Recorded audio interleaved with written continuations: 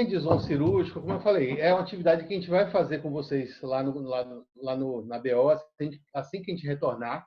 Mas vamos dar uma repassada nesses conceitos, porque a gente começa a mostrar para vocês os instrumentais, começa a falar uma linguagem já de implantodontia, das noções de planejamento, e até para a gente poder falar do planejamento da mandíbula edêntula, que vai ser a nossa sequência, é importante a gente começar a situar. Né? Tem muita gente que não tem contato com a parte de implante, então vamos dar uma passada nessa aula que é bem básica. Vou ver. Olá. Esse é o exemplo de uma radiografia panorâmica. E aí, nessa radiografia, é importante a gente estabelecer alguns conceitos, né? Primeiro, como é que a gente seleciona os implantes que a gente vai utilizar? Como é que a gente planeja esses implantes, né?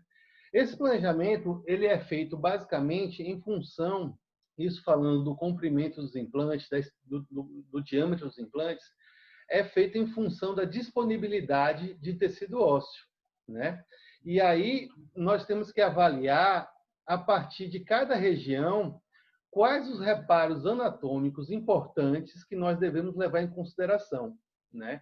Que nós devemos respeitar. Alguns mais e outros menos. Por exemplo, o canal alveolar inferior, né? O alveolar inferior é uma estrutura anatômica nobre que nós temos que ter o maior cuidado para não lesioná-lo, né?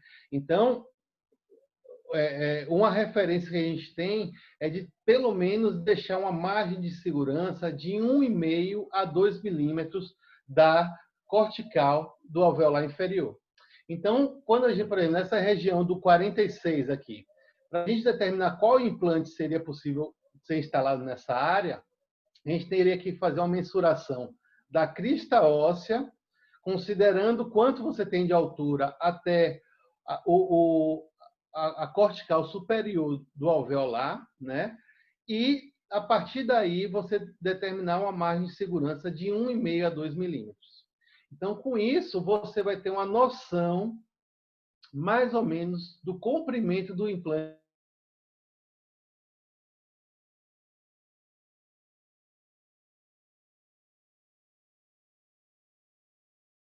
Vamos ter que considerar o seio maxilar, né?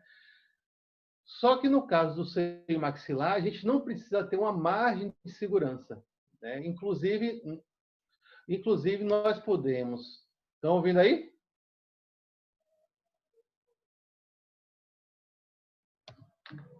Todo mundo acompanhando aí, galera? Beleza. Então, no caso do seio maxilar, a gente não precisa manter uma margem de segurança para o seio maxilar. Nós podemos aproveitar toda a altura da cortical, desde a crista até a cortical do assoalho de seio maxilar. E assim, de maneira sucessiva. Cada região, nós vamos ter que avaliar quais as estruturas anatômicas presentes e qual a relação que a gente pode ter com elas, tá bom? A partir daí, a gente tem que realizar também um guia para a orientação da direção da fresagem, né? Que são os famosos guias cirúrgicos. O guia mais simples, ele pode ser feito, inclusive, em ambulatório, no consultório. Ou, muitas vezes, a gente manda para ser realizado no laboratório de próteses, né? Basicamente, a partir do enceramento de um dente ou de alguns dentes, o laboratório ou até no consultório, a gente faz uma acrilização desse enceramento, tendo um apoio nos dentes vizinhos. E aí, esse guia ele pode ser trabalhado de algumas maneiras. A gente pode fazer a colocação de um tubinho metálico no centro desse guia, para você ter uma definição mais precisa da posição desse guia. Ou simplesmente você pode remover toda a superfície palatina desse guia, palatino-lingual, mantendo apenas a vestibular desse guia cirúrgico, né? Com isso, a gente tem uma orientação das inclinações que vão ser realizadas para a confecção desse alvéolo artificial, Hoje em dia, nós temos a coisa avançou, né, bastante, e a gente já tem a possibilidade de fazer guias confeccionados a partir do planejamento virtual, né? Vocês sabem que a tomografia hoje se tornou muito mais acessível, todo mundo tem condição, tem acesso, até na cidade do interior, né? Ficou uma tecnologia muito acessível. Então, a partir da tomografia computadorizada, a gente pode fazer o planejamento virtual da instalação dos implantes, né? E a partir desse planejamento virtual, a gente faz a confecção de um guia para orientado a partir de automografia, né? Esse aqui é um guia que ele é já de um tempo já de um tempo atrás, em que a gente fazia aquele guiazinho no consultório ou no laboratório, né? Posicionava um tubinho metálico, sem nenhum tipo de orientação virtual, vamos dizer assim. Você simplesmente fazia uma perfuração no guia, posicionava esse tubinho metálico, e após essa perfuração, a gente mandava o paciente fazer a tomografia, para ver se havia uma coincidência entre a direção do tubo metálico e o tecido ósseo do paciente. Isso era como era feito anteriormente. Atualmente, não. Nós fazemos o planejamento virtual, né?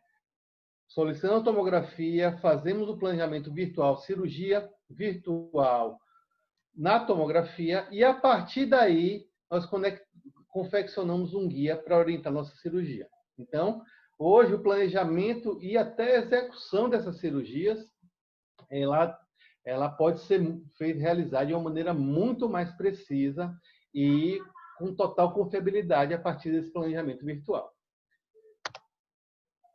Olha lá. Isso era o que a gente tinha de referência para o planejamento até alguns anos atrás. Ó. O máximo na maioria dos casos, a gente trabalhava com imagens como essa, né? Com a panorâmica, com os traçados feitos pelas radiologias, né? Realizados na radiografia panorâmica. E tem alguns detalhes. A panorâmica ainda tem sua utilidade, né? Não são todos os casos que obrigatoriamente você pede a tomografia. Em muitos casos a gente consegue resolver ainda com a panorâmica. Só que a grande questão é que a gente tem que entender as limitações que a panorâmica tem, né?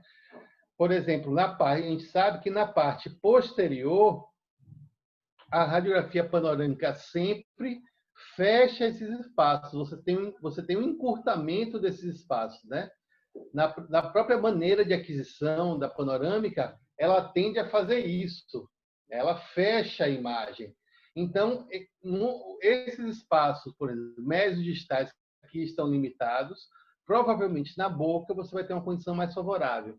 Então, uma panorâmica não é o exame ideal para você mensurar um espaço médio distal, por exemplo. É uma referência inicial. Outro detalhe, a gente tem que ter uma relação de confiança muito grande com a radiologia para poder confiar, né, para poder a gente ter uma certa a gente poder levar em consideração essas mensurações, né? E aí o meu conselho para vocês é que vocês sempre confiem desconfiando, né? Não é porque ela aqui, por exemplo, nessa radiografia, você tem 16 milímetros de altura, que você pode colocar um implante de 16. Repassem, vejam se as referências anatômicas estão traçadas no local correto, né? E é muito comum a gente receber radiografias com traçados incorretos, né? Inclusive, também é comum, infelizmente, a gente ver traçados de tomografia realizados de maneira incorreta, né? Por que isso acontece? Muitas vezes o radiologista não tem a formação, né? Ele não sabe quais as referências que a gente precisa. Então, com a panorâmica, isso é mais frequente, né? Mas com a tomografia também é importante que vocês sempre confiram. O alveolar está passando ali mesmo, foi traçado de maneira correta, é essa posição que você planeja seu implante. Então, sempre essas são referências que a gente tem que levar em consideração. Outro detalhe, a panorâmica, ela, na maioria dos casos, na maioria dos aparelhos, apresenta uma magnificação, né? Então, você tem que estar em contato com a radiologia para saber de quanto é essa magnificação. Então, uma coisa que a gente não pode fazer, na maioria das vezes, é pegar uma reguinha comum, ou uma reguinha de endo, ou uma reguinha, e tentar fazer a mensuração direto na radiografia panorâmica. Por quê? Porque, na maioria das vezes, ela vai estar magnificada. Então, você não pode usar uma reguinha de 1 para 1 numa imagem que está ampliada, né? Então, ou a radiologia atesta que aquela imagem está na escala de 1 para 1, ou a radiologia tem que dizer de quanto é a magnificação do aparelho que eles estão trabalhando, né? E existe uma variação grande entre os aparelhos no mercado. Então a gente tem que estar atento para não cometer erros em função de uma avaliação incorreta do exame que a gente está em mãos, né? E para a É só tomografia, isso também. a panorâmica, Oi? os dois casos, nos dois casos ou só na tomografia? Na tomografia, Danilo, isso acontece muitas vezes na impressão, né? Naquele formato que eles mandam impresso. Se você começar a reparar, você vai receber uma variedade imensa do formato das imagens. Tem clínica de radiologia que, em uma folha, eles mandam o exame todo, completo. Tem clínica de radiologia que eles mandam várias folhas. Então, quer dizer, isso é devido ao tamanho da imagem dos cortes. Então, uma coisa que é importante, até para você avaliar um exame tomográfico também, é você saber se aquela impressão ela foi feita na escala de 1 para 1 ou se houve alguma redução ou magnificação. Na tomografia, isso é mais fácil de ser regulado, porque isso vai de acordo de como eles querem imprimir. Se o cara quiser imprimir, tem uma clínica aqui em Salvador que ela só imprime 1 para 1. Então, fica mais fácil para a gente que você pega uma régua e coloca em cima do papel e consegue fazer a mensuração direta, né? Mas é bom vocês estarem atentos a isso. E outro ponto que é importante também com relação à tomografia, isso aí a gente vai bater bastante. Vocês já tiveram aula com o Jaque, da radiologia? Já, pronto. Uma coisa que a gente vai bater bastante com vocês, que é uma cultura, na verdade, que a gente tem que vencer, é com relação ao planejamento virtual, né? A tomografia, pela tomografia, ela nos trouxe um ganho muito grande de imagem. Você tem um detalhamento, você tem um planejamento mais setorial, você consegue, né? São vários cortes e tal. Mas o grande diferencial que a gente tem hoje em dia não é só tomografia. O grande diferencial atual, o grande avanço foi o advento do planejamento virtual, né? A possibilidade de você sentar diante do computador e fazer toda a manipulação, a mensuração, né? Você poder instalar implantes, você poder saber qual o diâmetro, a espessura, o comprimento do seu implante, a posição que o seu implante é viável, qual é a relação das estruturas nobres com o implante naquela posição, onde aquele implante pode fenestrar, onde você não consegue instalar o implante de jeito nenhum, né?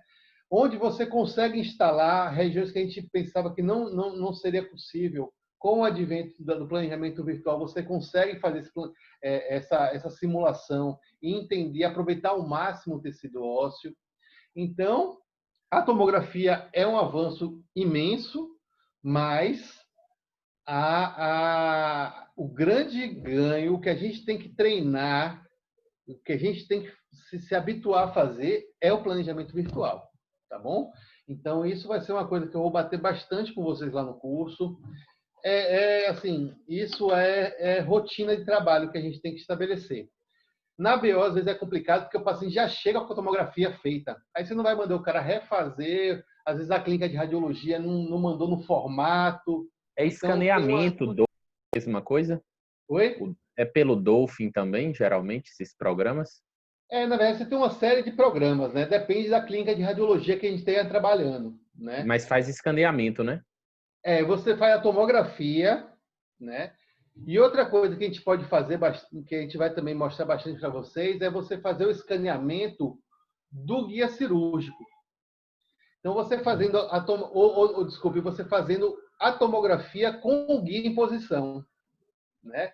Isso é um negócio interessante, porque você vai ter essa imagem aqui, ó. Essa imagem, só que a partir de um planejamento já prévio, né? Então, esses são os detalhes que a gente vai discutir com vocês, mas que agora, mais para frente, vocês vão ver que a gente vai utilizar bastante. Tomografia hoje é uma ferramenta imprescindível para o plantodontista, né? E às vezes a gente quer, o cirurgião quer economizar o dinheiro do paciente. Isso que é impressionante, né? O cara vai gastar, sei lá, 5, 6, 10 mil e você quer economizar 200 conto do cara. Não é a gente nem que vai pagar. Você não quer que o cara gaste, mas enfim. A gente tem que mudar essa cultura e a minha recomendação é, sempre que houver qualquer dúvida da condição óssea, tomografia, né? Por mais experiência que a gente tenha, ninguém tem olho de raio-x. Você consegue, você avalia clinicamente, você tem uma impressão, mas se houver qualquer dúvida, tomografia, tá bom? Essa é a nossa conduta na clínica, né? Então, para selecionar o comprimento dos implantes, a gente trabalha com a panorâmica, continua trabalhando com a panorâmica. A gente pode trabalhar com a periapical? Pode, né? A gente pode utilizar a periapical.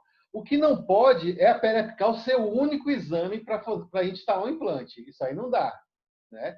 Mas a periapical, a radiografia periapical como exame complementar dentro de uma gama de outros exames é importantíssimo. A gente não pode deixar de valorizar a periapical, né? A periapical, por exemplo, ela é muito mais precisa do que uma radiografia panorâmica. Ela tem um detalhamento muito maior do que uma radiografia panorâmica, né? Então, ela pode ser utilizada, só que ela tem as limitações. Você não consegue ver estruturas anatômicas muito profundas, né? Você tem limitação de assoalho, você tem curvatura do palato. Então, você tem algumas limitações que impossibilitam ela de dar uma coisa mais ampla, mas ela tem uma importância muito grande. Tomografia, como eu falei para vocês, hoje ela é um exame fundamental dentro da implantodontia. É o único exame que mostra para a gente a espessura óssea, né? A panorâmica, você tem uma ideia do comprimento do implante que você vai poder instalar. Você pode complementar isso com a periapical, beleza? Mas nem a panorâmica nem a periapical mostra quanto você tem de espessura de tecido ósseo, né? Você não sabe com esses dois exames. Clinicamente, você pode avaliar, você avalia clinicamente, mas você nunca vai ter uma certeza. Isso depende também da espessura de mucosa, quantidade de tecido. Então, muitas vezes a gente pode ter uma falsa impressão de que o paciente tem uma condição favorável e, ao abrir esse retalho, você tem uma surpresa de não ter espessura óssea, né? Então, a tomografia é o único exame que mostra para a gente exatamente qual a espessura do tecido ósseo, tá bom? E outro detalhe que também, em muitas situações, a gente lança a mão é de uma radiografia periapical no transoperatório, né? Essa é uma possibilidade que a gente tem que sempre também deixar ela disponível e tem que estar preparado, né, para essa possibilidade, principalmente quando a gente está trabalhando, por exemplo, em região posterior de mandíbula, quando você tem uma altura óssea limitada, você tem uma margem muito restrita para o alveolar, nunca é demais você ter certeza que você não está correndo nenhum risco. Então, a gente, durante a cirurgia, para, posicionador, não sei o quê, bota o periapical e faz uma radiografia periapical. Fundamental. Outra situação, quando a gente tem espaços interradiculares restritos. Quando os colegas ortodontistas, né, deixam as coroas bem afastadas e esquecem de rotacionar também o ápice das raízes. Então, é comum a gente ter aqueles... Em cima está beleza, o espaço está perfeito. Lá, quando a gente vai ver a radiografia, os ápices estão convergentes. Então, você tem aquele... Né, só tem aquela posiçãozinha para descer seu implante. Fundamental a gente fazer uma radiografia periapical transoperatória, né? Então, com isso, a gente vai definindo, com isso, a gente consegue fechar o comprimento dos implantes, né? Que a gente vai instalar. E como vocês viram, eventualmente, o comprimento ele pode ser mudado, inclusive no transoperatório. Isso quer dizer o quê? Que a gente não tem, simplesmente, a gente não tem como entrar numa cirurgia de implante com um implante. Essa possibilidade não existe, né? Vocês, quem está numa cidade que não tem, de repente, representantes que possa lançar mão de maneira imediata, tem que ter consciência que, para começar a trabalhar com implante, vai ter que fazer um estoquezinho mínimo, né? Você vai ter que ter uma gavetinha com uns 10 implantes para você poder ter um jogo de cintura e poder lançar mão de outras possibilidades em função do transoperatório, né? Então, é importante que a gente tenha essa possibilidade. E, em função disso, eu mostrei para vocês isso naquela aula que é apenas um indicativo, né, da seleção dos implantes. Não vou parar nisso agora. A gente tem implantes de diversos diâmetros, né, e diversos comprimentos para poder lançar mão nas mais diversas situações. Isso aqui a gente vai conversando, já cheguei a mostrar isso para vocês. E mais uma vez, para a gente relembrar o nosso ponto de partida, vamos dizer assim, né? Da onde tudo começou. Implante de hexágono externo, né? Plataforma regular. Esse aí era o basicão do basicão, como eu falei para vocês. Até hoje, ainda é muito utilizado, né? Vem perdendo espaço, né? Hoje em dia existe uma tendência aos implantes tipo Cone Morse serem mais utilizados do que os implantes de HE, mas foi daí que tudo começou, né?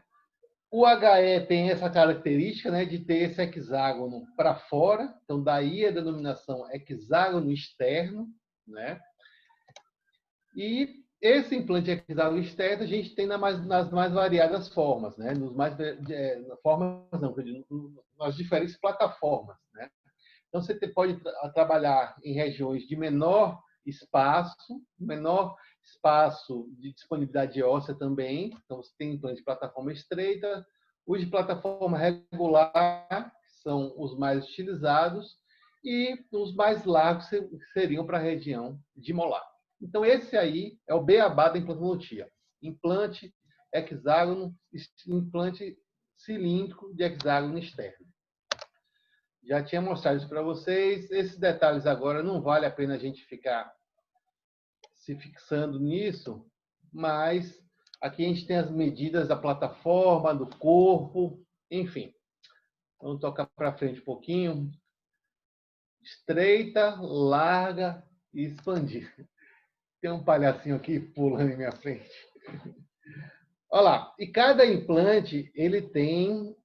Cada plataforma tem nos diferentes comprimentos, né? Esses comprimentos aqui, vocês veem de 15, 18, né? Dependendo da empresa, 15, 17, 18, quer dizer, implantes muito longos, hoje já existe uma tendência que deixem de ser, que deixe de trabalhar com esses implantes, né? Basicamente, os implantes mais longos que a gente tem instalado são os de 13 milímetros. Já são implantes que resolvem qualquer situação. Então, a gente trabalha com implantes de 13 para baixo, né? Outro detalhe, esses 7 milímetros aqui, também eles têm cada dia mais, esse limite tem diminuído, né? Uma das linhas de pesquisa mais fortes hoje da implantodontia está relacionada com os implantes curtos ou implantes até extracurtos, né? Por que cada dia mais esses implantes curtos têm ganhado espaço? Uma das técnicas menos previsíveis, vou nem dizer menos previsíveis, vou dizer uma das técnicas mais sensíveis e mais difíceis de ser executadas é o crescimento ósseo vertical, né?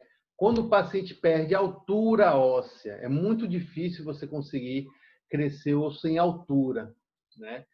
Então, em espessura é uma técnica muito mais simples você conseguir aumentar a espessura. Você reconstruir a espessura é muito mais simples. Então, devido a essa dificuldade da técnica de crescimento ósseo vertical, as pesquisas com implantes curtos cresceram e muito. Então, o que era 7 até um tempo atrás, já pulou para 6, 5. A maioria quase todas as empresas hoje têm implantes de 6 e de 5 milímetros, né? E algumas empresas, pelo menos uma empresa que é a mais famosa, que é a Straumann, tem um implante de 4 milímetros, né? Vocês vão ter contato com o material dessa empresa, vão ter hands-on também, mas vocês vão ver que um implante de 4 milímetros é um nada, né? E o implante de 4 milímetros, consequentemente, vai ter uma coroa muito grande. Esse braço, essa relação braço de resistência, braço de potência, certamente é desfavorável para o implante. Mas a confiança na osseointegração dessa superfície de implante é tão grande que existe hoje já comprovação científica que esses implantes eles têm índices de sucesso muito bons, né? Então, com relação ao comprimento dos implantes, a tendência maior é cada vez mais a gente trabalhar com esses implantes mais curtos, certo? Ó, então, aquela tabelinha que eu já mostrei para vocês também, isso aí está na literatura, é só um indicativo, não é uma regra que deve ser seguida à risca. Pedro, Né? Oi?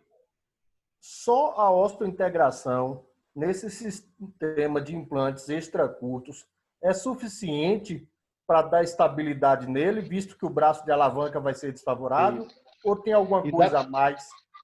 Não, na verdade, o principal, Agiolei, é o tratamento de superfície, né, que esses implantes foram submetidos, né?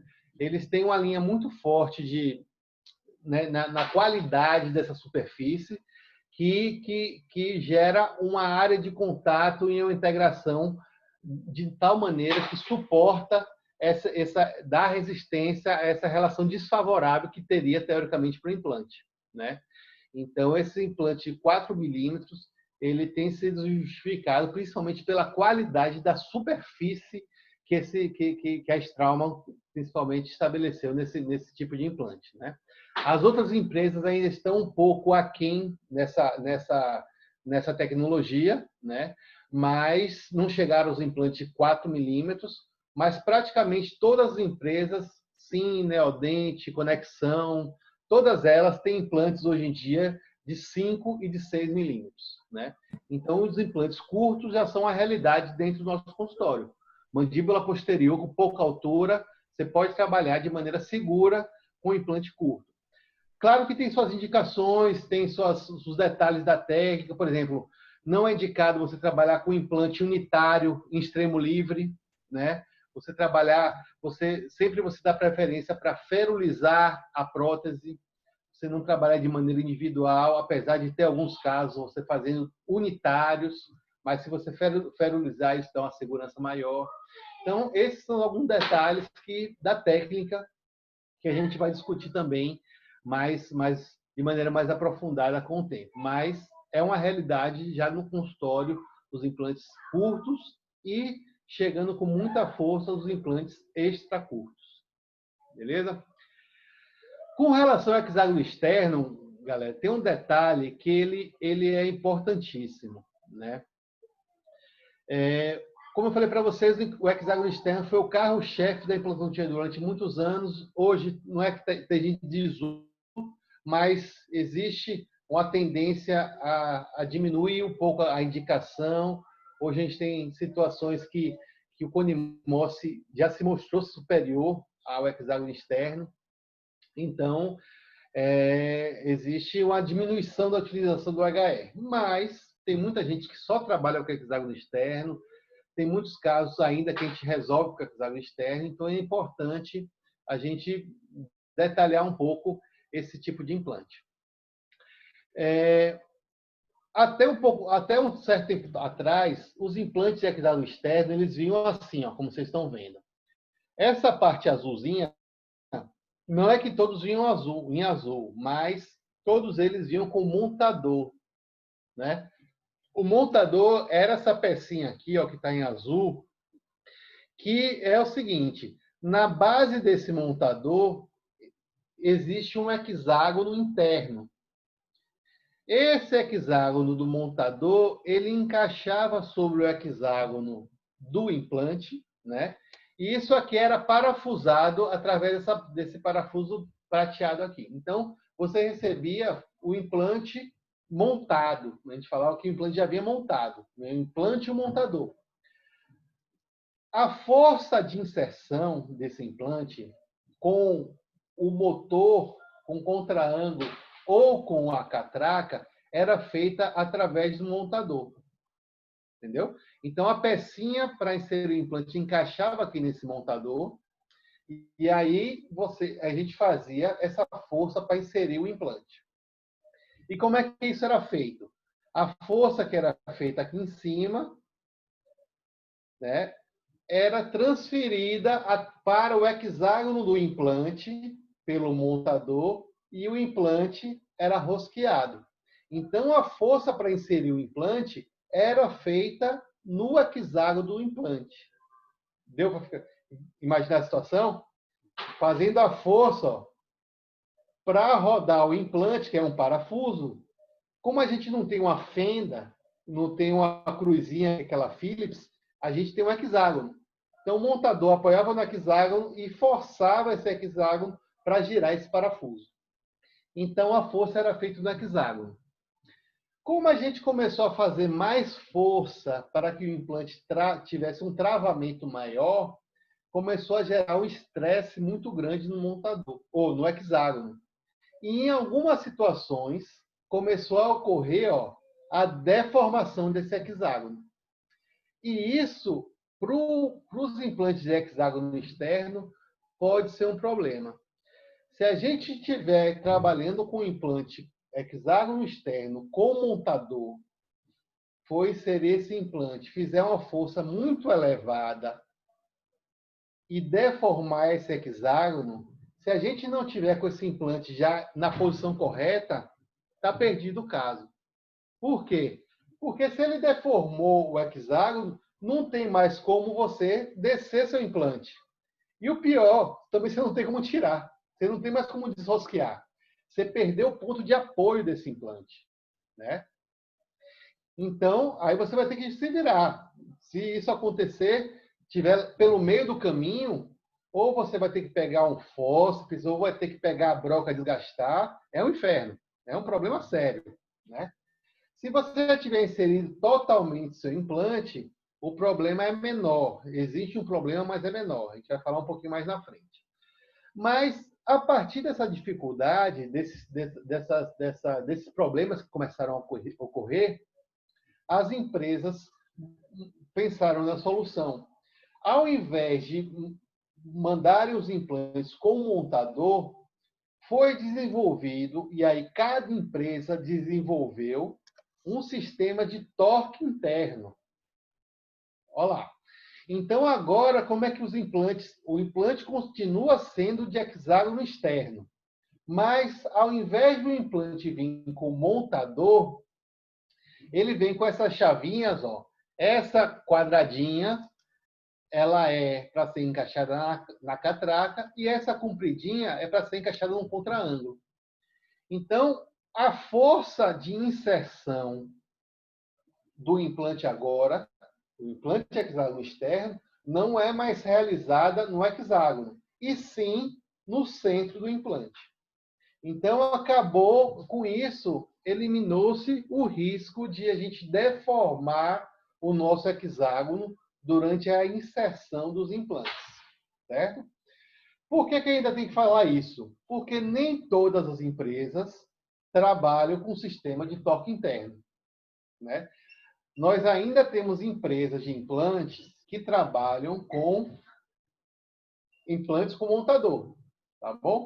Então, assim, quando vocês forem trabalhar, e como vocês estão fazendo um curso de implantodontia, vocês não estão fazendo um curso nem da SIM, nem da Neodente, nem da Conexão, nem de sei lá que diabo, vocês estão falando de implante.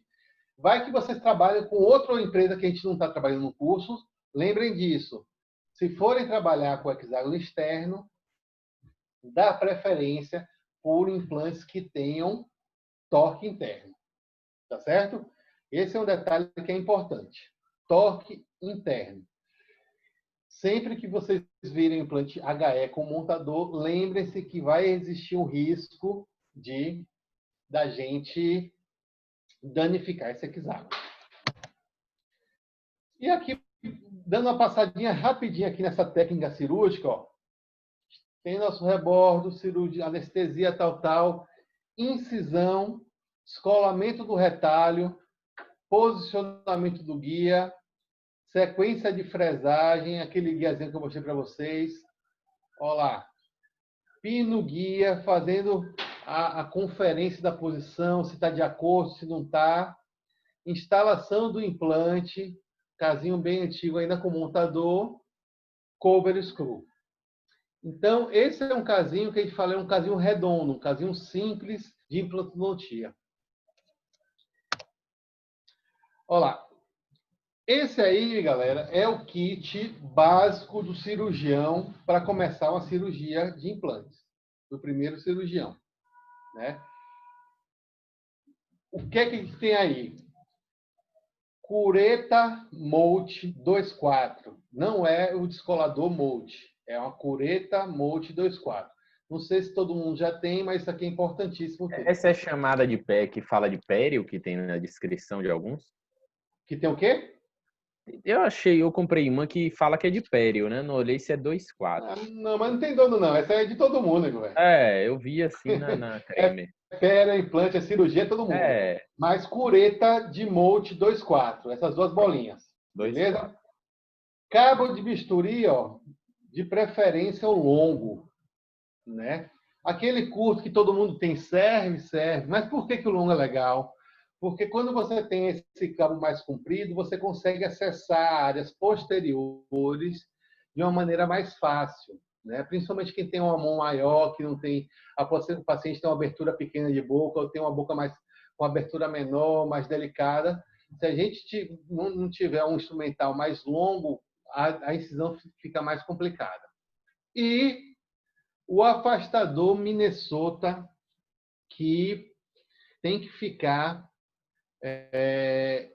apoiado o tempo todo na mão, quem é destro na mão esquerda do cirurgião, e quem é canhoto na direita, claro. Mas o Minnesota é quem vai promover todo o campo durante o procedimento cirúrgico. Então é fundamental, acho que não sei se todo mundo tem, mas é que a gente se habitue a promover o nosso campo com o Minnesota, né? Isso aí é fundamental. Questão de montagem de lâmina, isso a gente vai... Não vou parar para falar isso agora. No dia da prática a gente vai treinar isso. Beleza. Dando uma noção para vocês das incisões, por exemplo, num casinho mais simples como esse, mas basicamente a gente faz incisões intrasuculares, né, bem paralelas ao longo do dente, de uma maneira bem delicada, vestibular, palatina ou lingual, né? Olha lá. Depois a gente vem com a incisão supracristal, né? Essa incisão supracristal, geralmente ela é um pouco deslocada ou para a palatina ou para a lingual. Simplesmente porque são as regiões que a gente vai ter uma faixa maior de mucosa ceratinizada. Quando a gente perde um dente... Oi? Desculpa, você poderia voltar só um pouquinho que Eu me... Aqui, Nai? Aonde? Aí, a partir... Aqui? Pronto. Não, aqui eu não, na verdade, eu não parei não, porque basicamente é montagem de lâmina, como é que monta, como é que desmonta, que a gente vai treinar, tá bom? Mas aqui basicamente é isso. Aí Uma tudo pinça... bem, na próxima. Pronto, a próxima. Incisão. A lâmina que a gente mais utiliza tem que ser uma lâmina mais delicada, porque a gente vai trabalhar muito no sulco dos dentes, né? Então a gente trabalha muito com a lâmina ou a 15 ou de preferência a 15C. São lâminas mais delicadas. Então, as incisões, geralmente a gente começa com as incisões intrasuculares, né? Com a lâmina bem paralela ao dente. Então a gente faz o contorno desse dente com essa incisão intrasucular. No dente anterior e no dente posterior, ou às vezes estendendo um pouco mais, a depender do caso, né? E em seguida, a gente faz a incisão supracristal, né? Isso também a gente vai treinar, mas o importante dessa incisão é que ela seja feita sempre apoiada em tecido ósseo, em um movimento único. A gente tem que evitar aquele movimento parecendo que está cortando pão, né? Isso a gente vai dilacerando o tecido e nossa incisão deixa de ter uma precisão, uma delicadeza adequada. Então, a gente apoia a lâmina, geralmente, como o nosso paciente está deitado, eu recomendo que essa incisão seja realizada de posterior para anterior, né? Por quê? Porque você começando de posterior, o paciente está deitado, o sangue quando vai escorrer para trás. E não, se você começar da anterior, o sangue vai cobrir a região da incisão. Então, de trás, de posterior para anterior, finca a lâmina no tecido ósseo, apoia a mão e traz essa lâmina em um movimento único. Tá bom? Então, nesse caso aqui, foi do premolar até o central. Movimento único. Depois dessa incisão, ou uma manobra que é uma coisa extremamente simples e que muitas vezes a gente esquece, ou que a gente não faz, é esse movimento, essa técnica de você repassar sua incisão. Comecem a fazer isso para vocês verem como vai ser mais fácil de escolar os retalhos. Você faz a incisão, depois você pega um instrumental afiado, que pode ser tanto o lado do próprio molde, como pode ser um explorador, e você repassa em toda a sua linha de incisão. Com isso, você vai se certificar, você vai ter certeza que você conseguiu romper todas as fibras desse periósteo.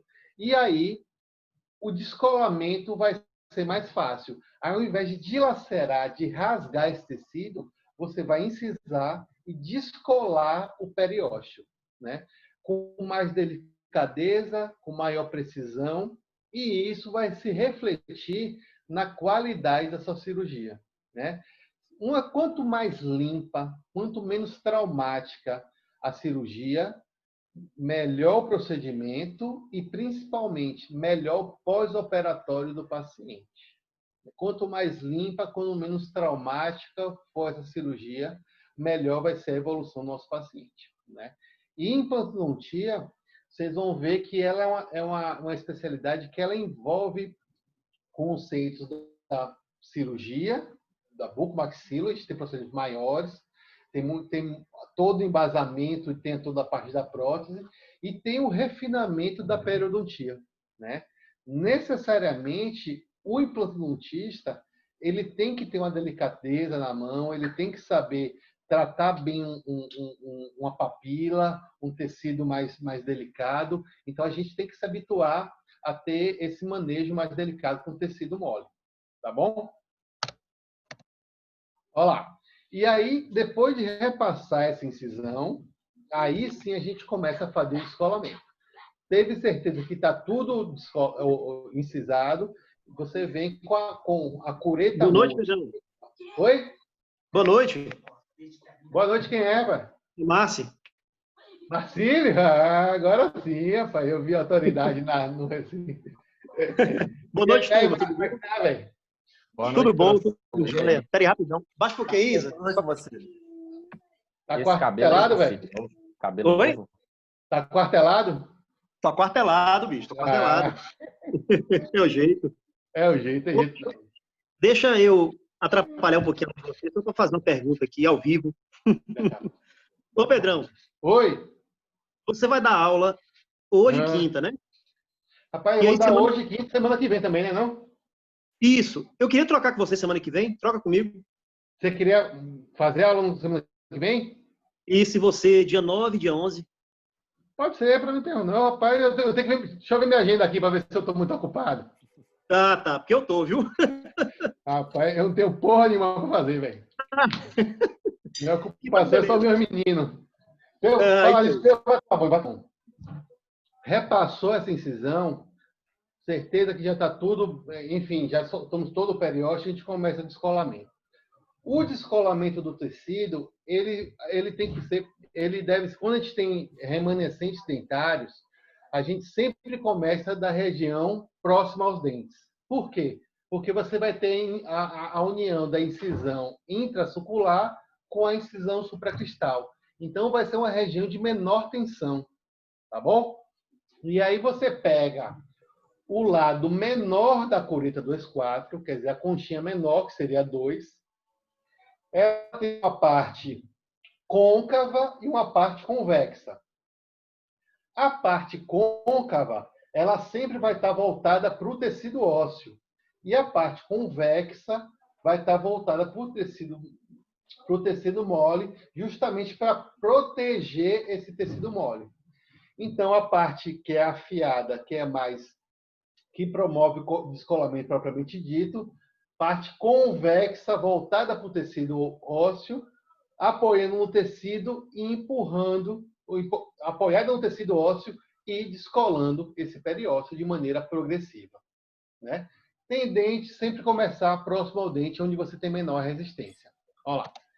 E aí vai progredindo com esse descolamento, né?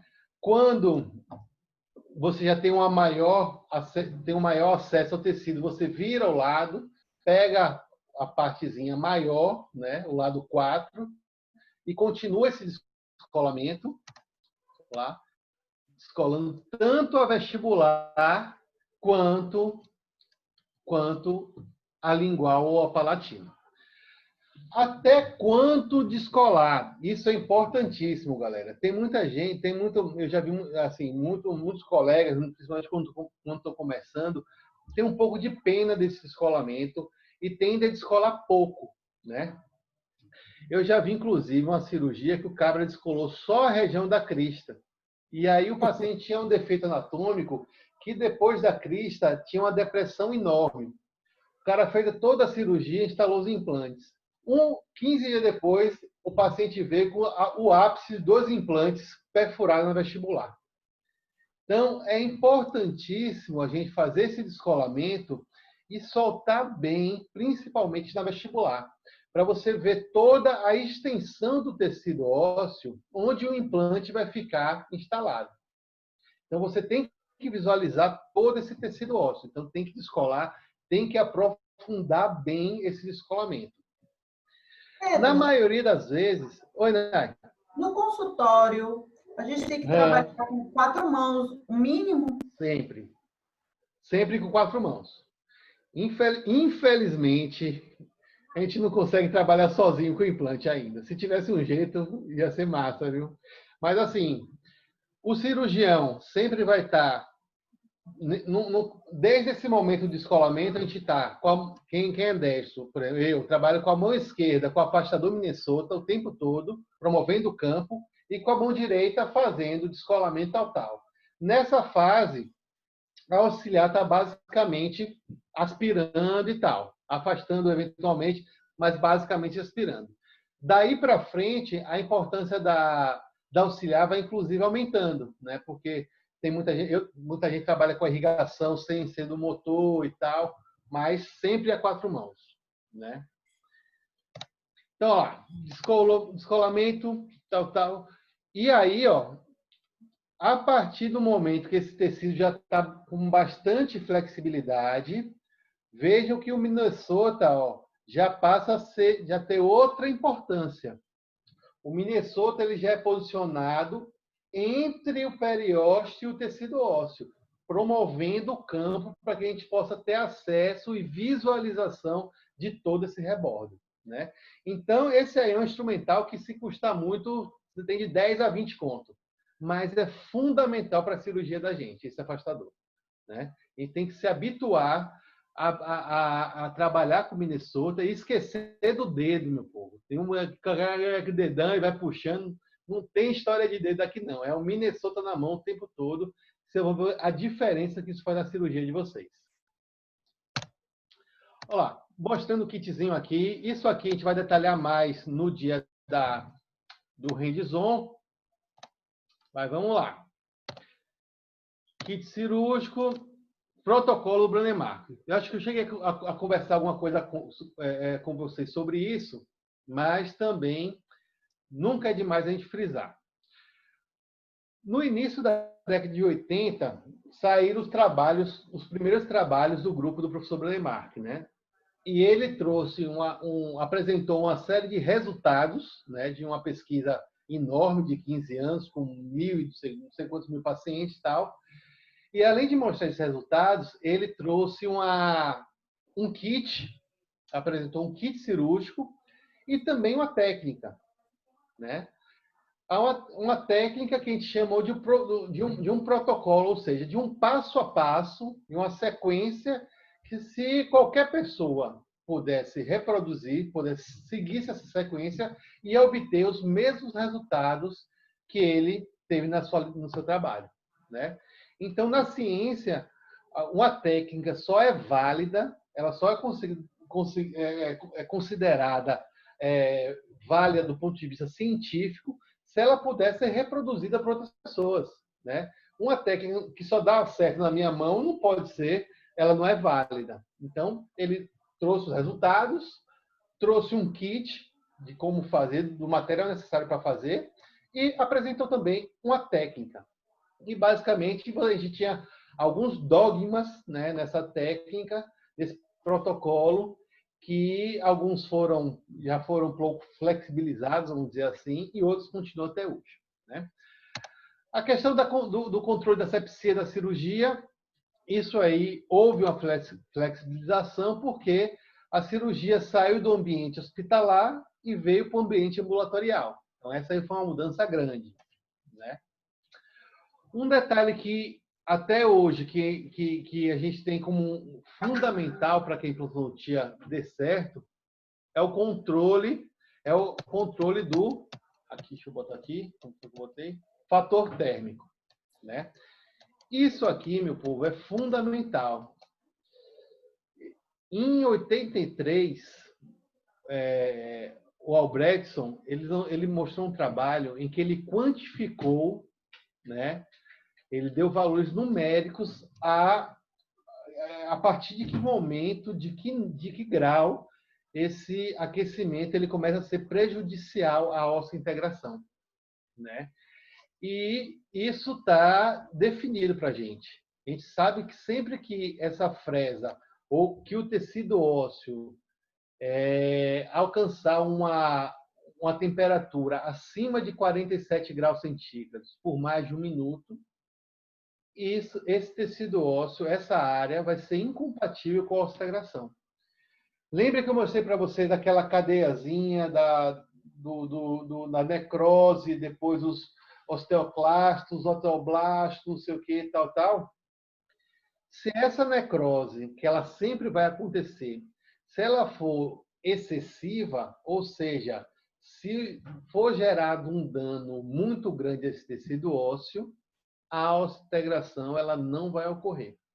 E ouçam bem o que eu estou lhe falando, o fator térmico, é um dos principais motivos para insucesso de implantes no dia a dia de consultório.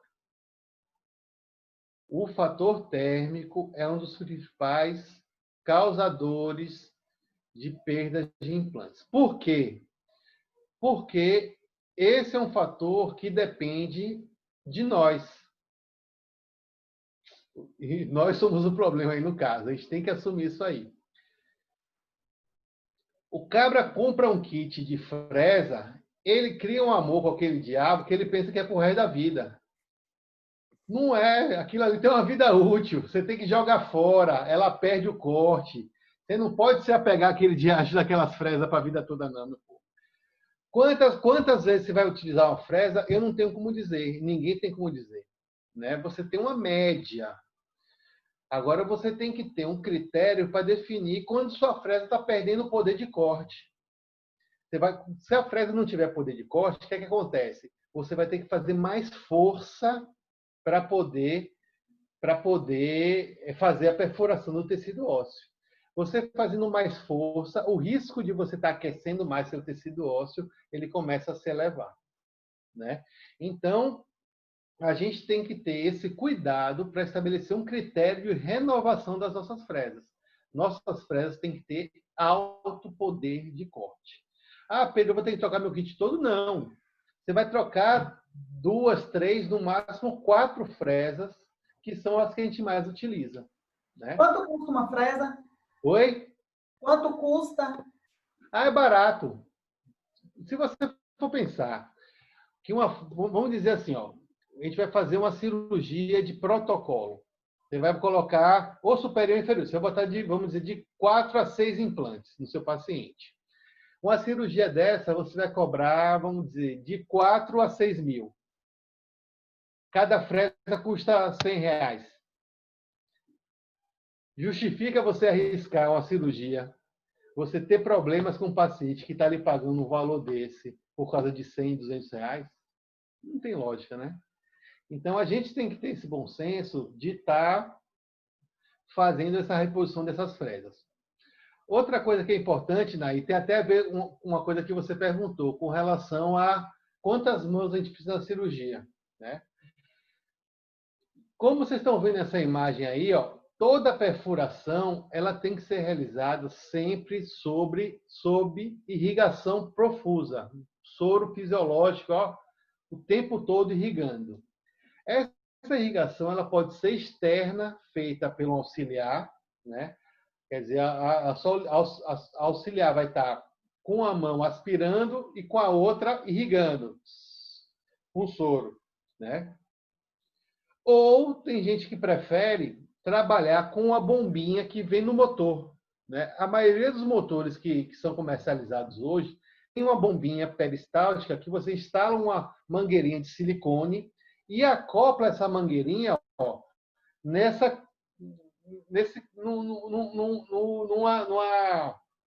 num suporte que tem no próprio contraângulo de implante. Então, toda vez que você aciona o motor, a bombinha começa a girar, a bombear o soro e a fazer essa irrigação. Né?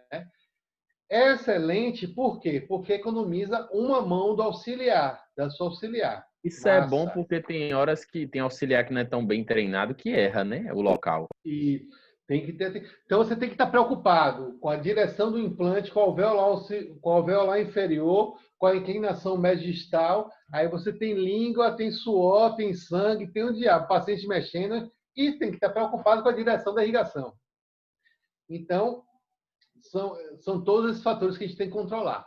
O cuidado que a gente tem que ter é com isso aqui. Quando eu faço assim, o cursor aparece aí? Aparece. Aparece. Então, o que a gente tem que ter cuidado é com isso aqui, ó. E esse caso foi massa para mostrar isso, ó. Olhem a direção da irrigação, ó, e passou direto para cá. Estão vendo? Então, essa irrigação é massa? Livra uma mão, beleza. Deixa de depender da secretária, ótimo. Mas essa direção ela tem que estar aqui, ó. É aqui que o couro está comendo, aqui que está pegando fogo. Então, tem alguns contraângulos que isso é regulável, né? Tem outros que isso é fixo, né? Aonde isso aqui vai estar incidindo depende também do tamanho da fresa. Se a broca for maior, certamente você corre um risco maior de não estar com a direção correta do fluxo do soro, tá bom? Então, é ótimo usar. Tiram a mão da cirurgia, a secretária pode aspirar e afastar, enfim, fica com a mão livre e tal. Mas tem que ter esse cuidado, tá bom? Então, lembrem de conferir essa direção da irrigação e, se alguém achar mais conveniente, trabalha com a irrigação externa e pronto, e condiciona a sua secretária a fazer a coisa certa. Isso também não é nada de outro mundo, não. Olha lá, então, esse aí foi o artigo de 83, ó, que já definiu essa questão do aquecimento ósseo, né, que gera uma necrose óssea asséptica. E é um conceito que já vem lá da década de 40, não é nada novo, não. Então, vamos lá. Para controlar isso aí, meu povo. Para controlar isso aí, como é que a gente não corre esse risco? Fresas com alto poder de corte. Isso aí é cada um botar a mão na consciência e não trocar broca quando começar a perder implante.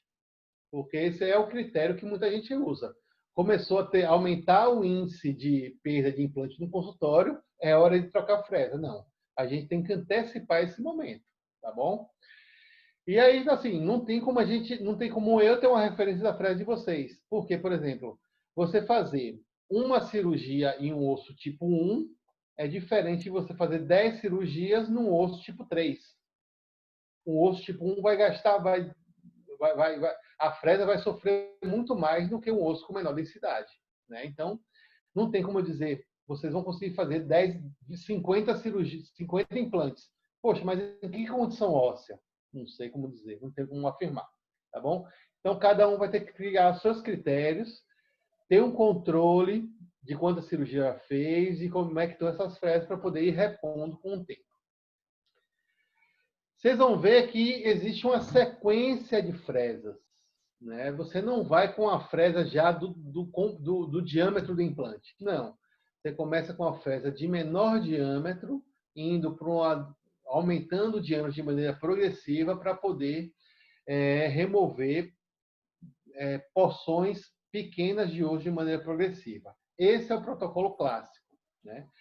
Vocês vão ver, e assim, à medida que vocês forem começando a trabalhar começando a estudar e se envolver mais com a endodontia, vocês vão ver empresas lançando técnicas, kits cirúrgicos que são mais, não vou dizer revolucionários, mas estão mudando um pouco esses conceitos, né? Tem empresa preconizando o uso de uma fresa, de 2 fresas, mas aí já são outros conceitos, outros formatos de fresa, com outro poder de corte, enfim, mas não são, a gente não pode generalizar esses novos conceitos, mas vocês vão ver que existe também essa linha de trabalho. Os movimentos são sempre intermitentes, olha lá, sempre permitindo a irrigação, sempre tirando a fresa eventualmente toda para poder o soro penetrar no alvéolo artificial, permitir o resfriamento daquele alvéolo, né? Então, sempre movimentos intermitentes, aprofundando de maneira progressiva essa broca, e tudo isso com a irrigação profusa. Tudo isso irrigando o tempo todo. Não existe perfuração de implantes sem irrigação. Olha lá, vamos bater um pouco agora a nossa sequência de fresas, né? Essa sequência de fresas, como eu falei para vocês, implante cilíndrico de plataforma regular, né? Vai ser essa sequência que eu mostro para vocês. E basicamente, nesse momento, o hexágono externo. Então, assim, a gente inicia essa sequência com a fresa, com a broca lança ou a broca esférica. Isso aqui vai depender do kit que vocês estejam trabalhando, né? Tem empresas que a primeira fresa do sistema é a fresa lança, e tem empresas, como por exemplo a Straumann, que a primeira fresa ela é esférica, né? E aí vai, assim, do gosto de cada um, assim, como cada um gosta de trabalhar, se habitua a trabalhar. Eu, por exemplo, eu tenho um kit da Straumann também, só que eu coloquei uma fresa lança no meu kit da Straumann. Porque eu me habituei a começar minhas cirurgias com a fresa lança. Essa fresa, ela tem a função, galera, aqui, ó, de primeiro, ela vai marcar o ponto que você vai fazer sua perfuração, né? Então, você vai marcar no tecido ósseo a posição mesodistal, vestíbulo lingual. E aí já vem uma recomendação que a gente sempre faz. Você nunca fazer a perfuração logo no primeiro momento, né? A gente está trabalhando com essa fresa, antes de romper a cortical, você faz a marcação da posição que você considera ideal. É o que, Rodrigão? Não, que é o motivo de ter a fresa cilíndrica, ou cilíndrica não, esférica da estrauma, não é? É para fazer o ponto de perfuração, não é? Pois é, a justificativa deles, né? Eles gostam mais dela por isso, eles preconizam ela por isso. Então, assim, essa de você fazer o ponto de perfuração, ela é interessante porque você, muitas vezes, o travamento do implante, ele se dá na cortical. Se você fizer uma perfuração logo de imediato e analisar e achar que essa perfuração não está na posição ideal e mudar essa perfuração, quer dizer, você vai romper novamente a cortical em outra posição. A depender da estrutura desse tecido ósseo, você pode ter um prejuízo na estabilidade do seu implante, porque você está perfurando demais a sua cortical, né? Então, primeiro, marca, e aí você pega ou o guia cirúrgico, ou você olha diretamente, busca suas referências, para ter certeza que está no centro do rebordo, no sentido mesodistal, vestíbulo lingual. Volta com a fresa, e aí sim rompe a cortical, né? Então, basicamente, essa fresa, essa broca tem a função de romper a cortical e fazer a marcação dessa posição inicial. Broca helicoidal ou twist drill de 2 milímetros, né? Já é uma broca cilíndrica, né? Vejam que ela já tem todas aquelas marcações, ó, correspondentes aos comprimentos dos implantes. Então, essa broca, a gente já vai com ela até a profundidade planejada, né? Então, você veio com a lança, fez a perfuração inicial, beleza. Troca de broca, coloca a broca de 2 milímetros e aí você já vai definir quanto você vai inserir dessa broca, em função do que foi planejado. Beleza? Outro detalhe. Nós não recomendamos também, por exemplo, que você vá já à profundidade total do seu implante, da sua perfuração, num primeiro momento. Então, por exemplo, se você planejou um implante de 13 milímetros, você perfura 8,5, você perfura 10. Você sempre perfura menos do que você vai do comprimento total do seu alvéolo. Por quê? Porque você tem a possibilidade de conferir as inclinações e ter certeza que está tudo correto. Beleza? Então, vai lá. Colocou a fresa de 2, galera. A gente vem, ó, com o nosso pino-guia. Esse pino-guia, ele faz parte do guia cirúrgico, ou do kit cirúrgico. Olha lá. E essa partezinha mais fina dele, ó, essa partezinha mais fina, tem exatamente os 2 milímetros dessa fresa, né? Então, você vem com a perfuração, faz a perfuração com a de 2, aquém do que você planejou, né? E vem com o pino-guia e posiciona ele. Com esse pino-guia em posição, você pode analisar todas as referências intrabucais para determinar se a posição, se a inclinação da sua perfuração está correta, né? Então, você vê no sentido vestíbulo lingual. Poxa, como é que está a inclinação? Está boa? Não está? Vou ter que mudar? Não vou. Você vai no sentido vestíbulo mesodistal. Você pode pedir para o paciente ocluir. É muito comum a gente pedir para o paciente ocluir, por exemplo, o molar inferior. Se você pensar que o implante ele vai estar no centro da fossa central, então a cúspide palatina do molar superior, não é isso? Tem que ocluir com a fossa central do molar inferior. Tá certo? É isso, não é, meu povo? A cúspide palatina do superior oclui Na fossa na central fossa do inferior. Beleza, não é isso? Então, se meu implante vai estar na fossa central, quando o paciente ocluir, isso a gente faz muito durante a cirurgia. Quando o paciente ocluir, ó, a direção do pino-guia tem que estar para a cúspide palatina. Não é isso? Então, essas referências transcirúrgicas, esse momento, é nesse momento que a gente vai buscar para poder que a gente tenha uma orientação da posição do nosso implante. Tá bom? Bota o pino-guia, o paciente oclui, se for o caso, bota o guia cirúrgico. E aí, tá legal? Não tá? Vamos seguir o que já está feito, que está sendo feito, vamos corrigir e tal. Ah, não, eu tenho que mesializar um pouco o meu implante. Aí eu volto com a fresa de 2, e aí eu já tenho essa referência da correção que é preciso ser feita. Estão entendendo? Então, por isso que é importante a gente iniciar com a fresa de 2, conferir e depois terminar a perfuração total. Tá bom? Porque se houver necessidade de fazer alguma correção, ela pode ser realizada ainda em osso não trabalhado. Então, você evita uma instrumentação excessiva do seu tecido ósseo. Tá bom? Então, por exemplo, de 13, poxa, fui 10 ou fui 8,5, conferi no pino-guia, deu tudo certo, eu volto e perfuro até 13. Pino-guia, ó lá, num caso de maxila, a gente sempre faz a sequência, né? Em casos maiores, parcial, total, a gente nunca faz um por um. Se você vai fazer 2 implantes, 3, 6 ou 8, você faz lança em todos, 2 em todos, sempre faz em sequência. E sempre tem a referência do pino-guia. Beleza, então, fizemos a lança inicial. Fresa 2, já fomos até a profundidade.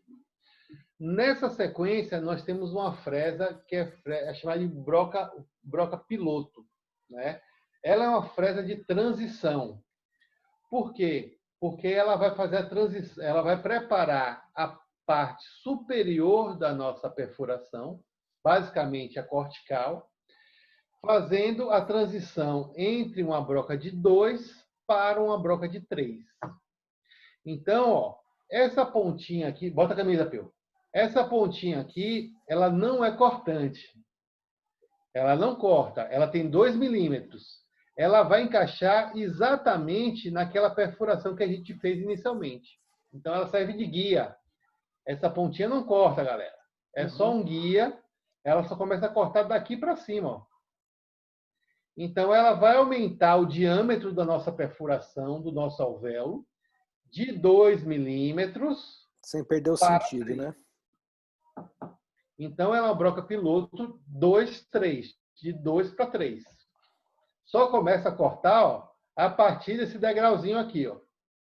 Né? E ela só serve para preparar o caminho, né, para a fresa seguinte. Ô, Pedrão, Oi. esse kit mais novo do Strong não tem mais a piloto, não, né? Não, Márcio, mas a gente está falando ainda do cilíndrico. Ah, do cilindro, perdão, desculpa, tá. Estamos do cilíndrico, é. Certo, certo, certo. Para começar no beabá. Ah, beleza, beleza. Então, galera, é isso. Esse detalhe que o Marcílio falou é importante, mas já é uma evolução dos sistemas, né?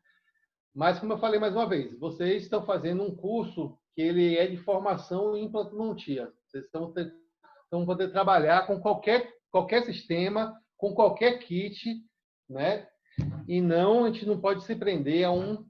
E a nossa filosofia, a minha, de Marcílio, é de Duda também, de todo mundo que trabalha, é dar para vocês uma visão ampla, né? É vocês saberem trabalhar com implantes e raciocinarem em cima do que tiverem na mão.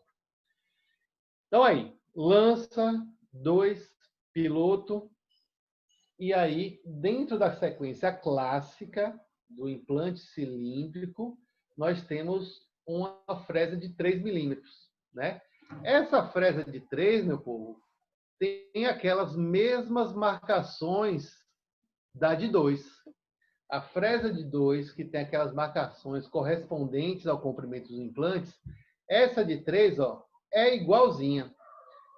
Formato também igualzinho. O que é que muda? O diâmetro da fresa, ela é maior. Beleza?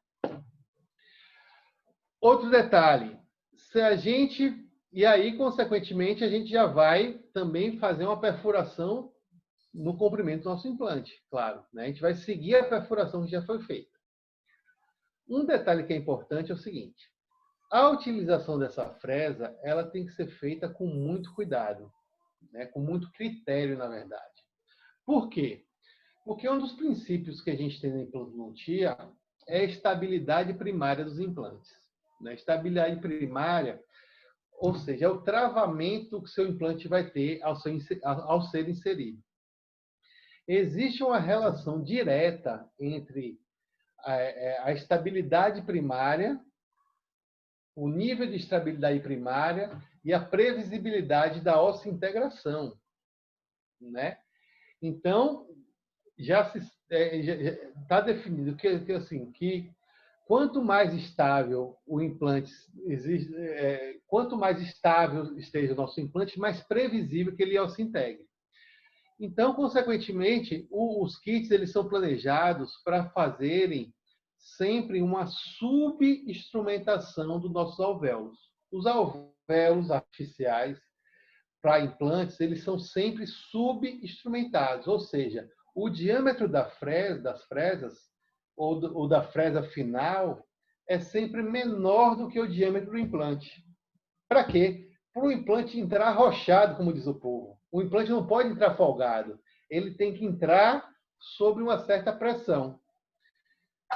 Essa pressão não pode ser excessiva. Hoje a gente também tem conceitos que condenam ou que contraindicam o que a gente chama de osteocompressão, né? Osteocompressão excessiva. Quer dizer, não pode entrar também daquele jeito que o cara tem que pegar uma turma. Não pode. Mas também não pode entrar folgado, tá bom? E por que eu estou falando isso tudo? Porque a última fresa, no caso, que vai dar forma ao nosso alvéolo, ela tem que ser utilizada de maneira criteriosa. Se a gente precisar fazer, a gente utilizou a lança 2 piloto, agora de 3. Se depois da de 2, mesmo tendo aquele cuidadozinho que eu falei para vocês, de ir com a sequência tal, para poder corrigir, pino guia tal, se mesmo assim a posição ainda não está a ideal, na fresa de 3, a gente pode ainda corrigir na mão essa posição. Você pode ainda, com essa fresa, inclinar um pouco, vestibularizar, mesializar. Você pode ainda corrigir a inclinação do seu alvéolo, né? Só que para isso você vai ter que estabelecer uma referência do que você quer corrigir, né? Fazer um apoio correto da sua mão e fazer um movimento mais... Vai ter que ser um movimento mais firme, porque você vai estar alterando o que foi feito anteriormente. Mas esse é um momento, de repente, até o último momento para você fazer a correção da inclinação. Tá bom? Então, você tem que ter a certeza da direção que você quer dar na sua fresa. E, sim, o seu campo tem que estar bem visível. Você tem que estar com o seu miniatura bem posicionado. A aspiração perfeita, ali tem que estar tudo afastado. Você deve estar com a visão direta bem clara para fazer poucos movimentos e movimentos precisos. Imaginem a gente tem um implante regular, ele tem um diâmetro de 3,75. 3,75, o básico. Você tem de 4, você tem 3,25, vamos falar na média. O clássico, 3,75. Essa fresa tem 3. Então, a diferença é de 0,75. 0,75, que é o que vai dar a sua estabilidade. 0,75. Então, imagine se nessa fresa a gente ficar assim, ó. Oi, Vai mais um pouquinho. Não, volta. Será que foi? Não, desce mais. Não, volte. Não, vá para cá um pouquinho. Perdeu, nego, velho. Não tem jeito. Perdeu. Se você ficar, vai e volta. Cada vez que você vai inserindo, vai mudando, qualquer báscula que você faça, você pode estar tirando mais osso do que o necessário. Né? E a depender da qualidade, da característica do osso dessa região, você pode perder a estabilidade do seu implante. Nesse vai e volta, foi, não foi, já desceu, não enxerguei, chegou na marca, não chegou e já foi. Entendeu? Então, a gente tem que ter o máximo de cuidado com essa 4 de 3, que eu estou mostrando para vocês especificamente, mas sempre com as últimas fresas de uma sequência. Né? A gente vai discutir, eu acho que eu já cheguei até a comentar isso com vocês, que essa última fresa ela pode variar em função da densidade óssea. Se você tem um osso mais denso, você pode trabalhar com a de 3. Se você tem um osso menos denso, você pode trabalhar com a fresa com a mesma forma, só que com diâmetro de 2,75. Se você tem um osso muito resistente, você pode trabalhar com a fresa de 3,15. Né? Então, você tem essa possibilidade de mudar as fresas em função da característica do tecido ósseo. O importante é que a última fresa ela tem que ser utilizada, a última broca tem que ser utilizada com muito critério. Menos denso seria tipo 1, é? Oi? Menos denso é o tipo 1? Não, menos denso é o 4. Mais Sim. denso é 1. Entendi. É 1, 2, 3, 4. Eu acho que daqui a pouco a gente vai relembrar isso aí. Olha lá. E passou a fresa, essa aí tem que ser, aquilo que eu falei, de maneira precisa, enxergando bem as marcações, tem que enxergar essas linhazinhas, saber de cor qual é cada uma, para você saber de cor até onde você vai descer. Foi, beleza. Não tem negócio de vai e volta não, porque senão vai tirar muito osso.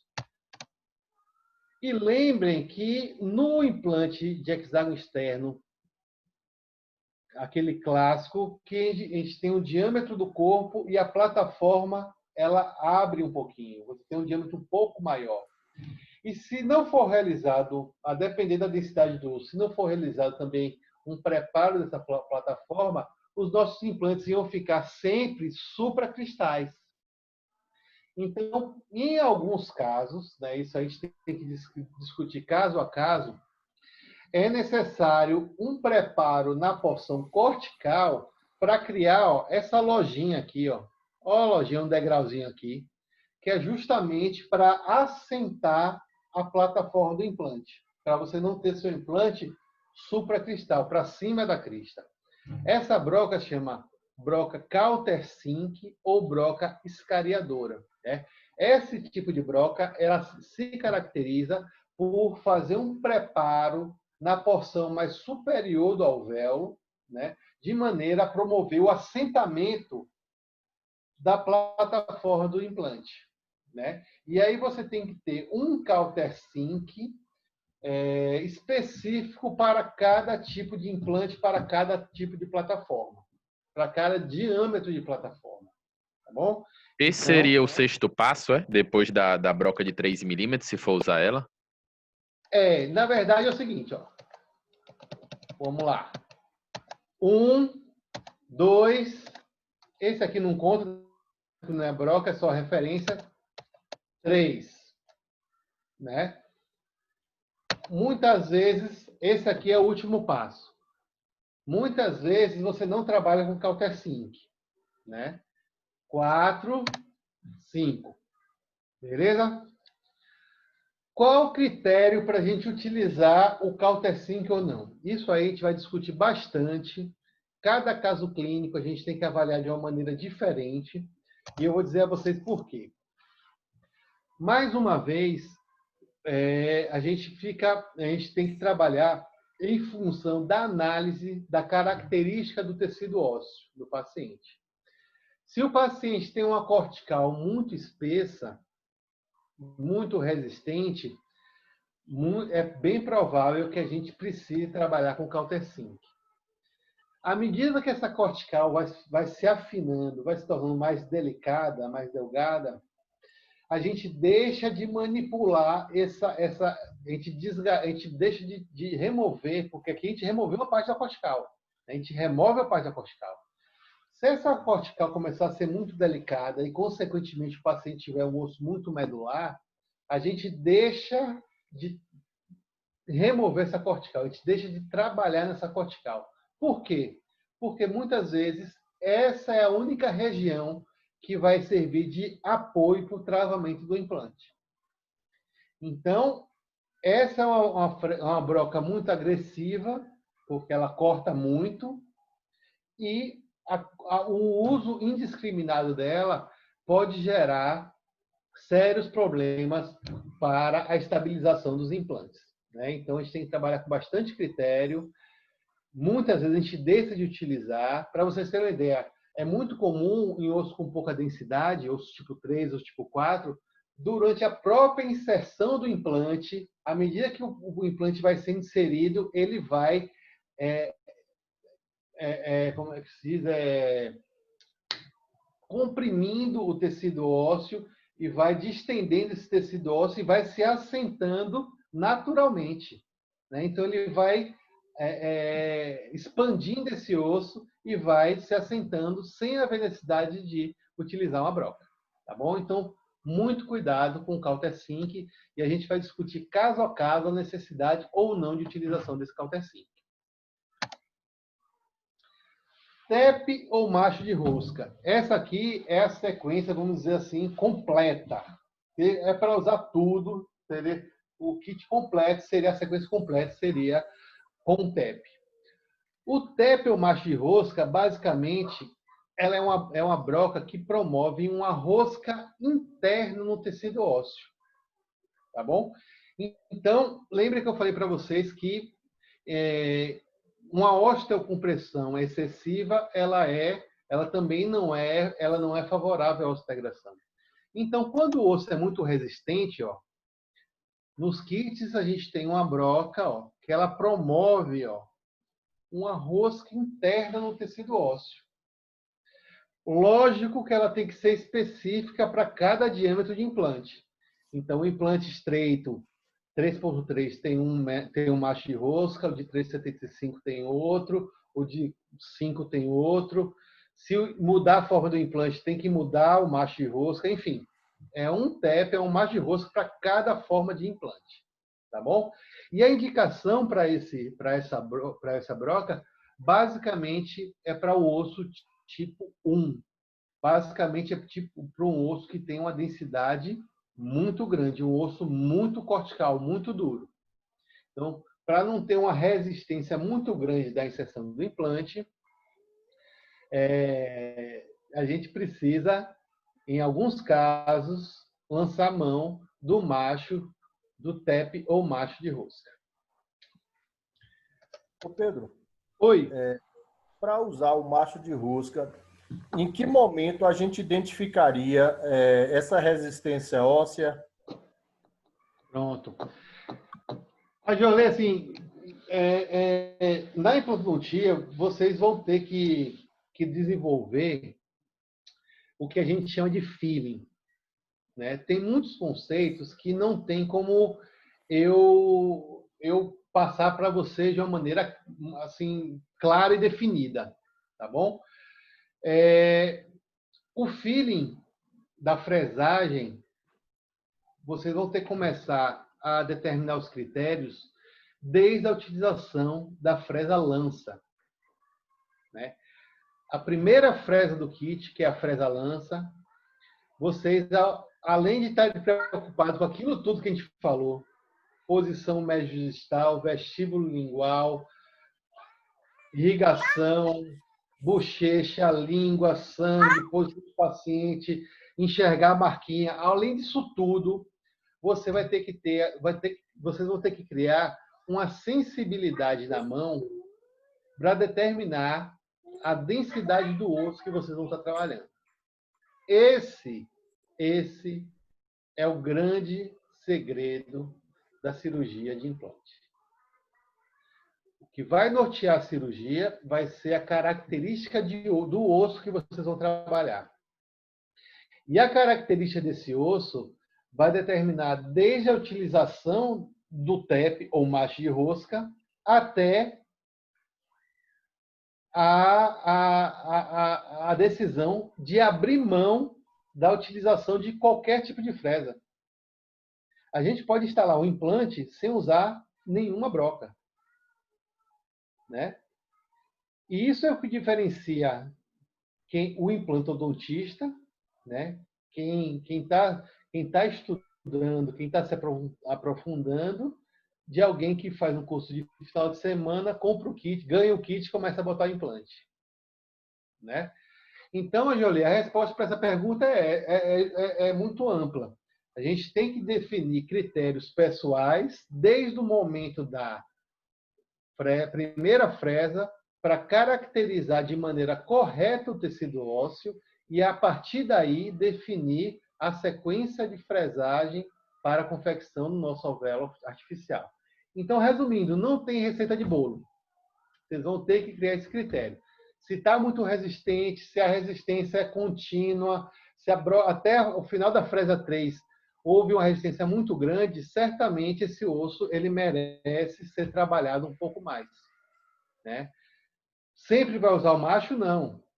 Existe uma linha de implantes que o próprio ápice do implante tem um poder de corte maior. Então, pode ser que você, rosqueando com a catraca e desrosqueando, rosqueando um pouquinho mais, você já consiga fazer um macho de rosca, uma rosca com o próprio implante. Pode ser que você já parta logo para fazer um macho de rosca com TEP. Bom, isso aí a gente vai ter que discutir e ir criando essa sensibilidade.